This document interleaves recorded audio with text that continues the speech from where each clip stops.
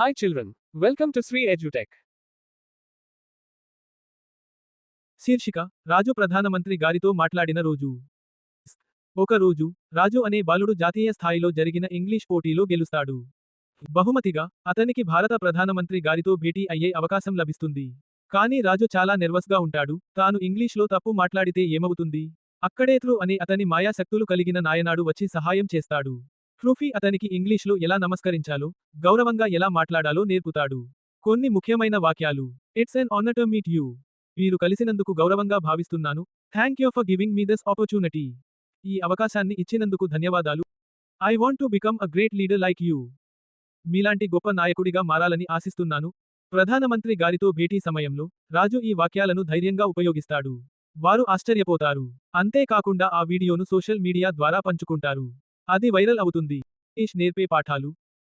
గౌరవప్రదమైన పలుకుబడులు, formal greetings. వర్తమాన కాలం వాడకం, ప్రెజెంట్ టెన్స్. పబ్లిక్ స్పీకింగ్కు ధైర్యం. సంభాషణలో అనుభవం. Hi everybody. Good morning. My name is Shri in this lesson. Today I am going to talk about simple present tense in English. I want to begin this lesson. Let's go. We use simple present tense. We use simple present tense to show facts, information always true. The sun rises in the east. This is fact.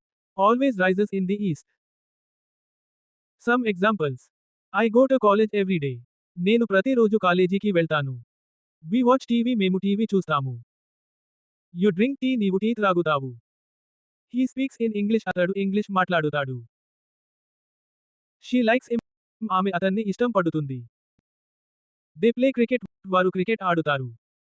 Raju gives money. రాజు డబ్బు ఇస్తాడు.